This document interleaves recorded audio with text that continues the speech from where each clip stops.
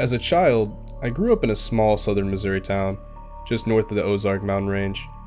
There were about 10,000 people living there, and for the most part, they preferred to keep to themselves. It was a weird mentality you never ran into often in the South. During the summer, following my second year of the elementary school, all of that would change. In this town, there was only one provider for television.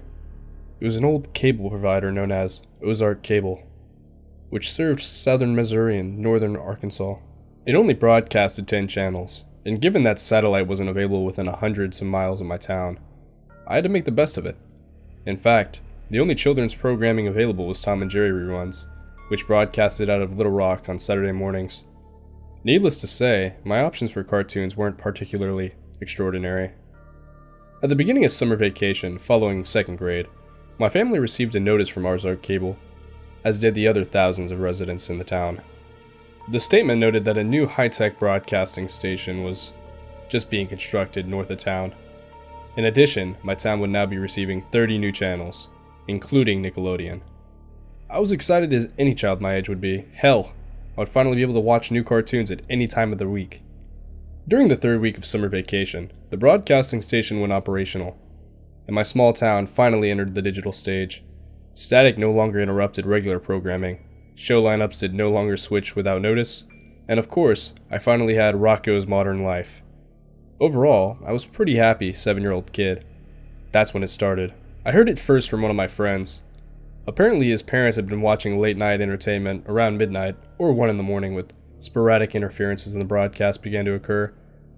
Images of an eyeless man flashed on the screen for seconds at a time, accompanied by startling loud white noise. Apparently, it was loud enough to wake my friend up. Unsettled, his parents contacted the cable provider and notified them about the incident, and were substantially told that they would look into it. However, the problem persisted. Eventually, it became so frequent and widespread throughout the town that my parents actually prohibited me from watching my television between midnight and dawn. Not that I was interested in doing so anyways. Soon, no one watched any late-night television. There were rumors of television sporadically turning on and displaying the eyeless man, seeming to reach out towards the viewer. They were just rumors, though. One Thursday morning, while my dad was at work, my mom needed to run into town and pick up a prescription from the local pharmacy. Normally, I was forced to accompany her on her daily expeditions. But after begging to stay home to watch the new episode of Ren and Stimpy, she surrendered and left to run her errand. After sneaking a few cookies, I sat in front of the TV and waited for the new episode to begin. The episode began as usual, with a catchy theme song and glimpses into the antics of the characters. Then, the picture went black. You can only imagine how enraged I was. I'd been waiting all week for this new episode, only to have the channel go out. After parading around the TV room in a fit of childhood frustration, I sat in front of the television and waited for the broadcast to resume. A brief spark of static appeared on the TV screen, and I sat in an eager anticipation for the episode to resume.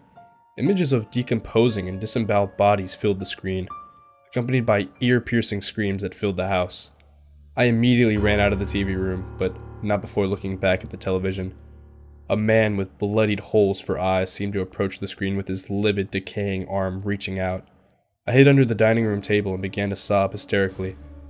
In my fit-out, nauseated terror, I vomited on the floor. When my mother came home, she seemed to jump back at the noises that consumed the house, and immediately dropped her bags and pulled me out from under the table. I was hysterical and my face was pale with fear. Before I could answer my mother about what was going on, she entered the TV room.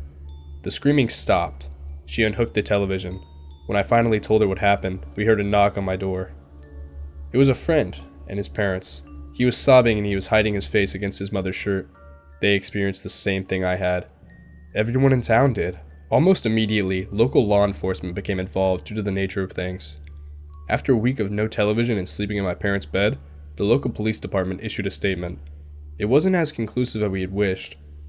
About 5 months before the original notice in regards to the new broadcasting center, Ozark Cable bought a piece of land that belonged to a long-abandoned sanitarium, an on-site burial ground.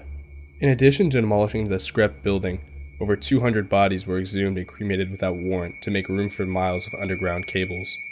Ozark Cable was immediately fined, and its owner was prosecuted.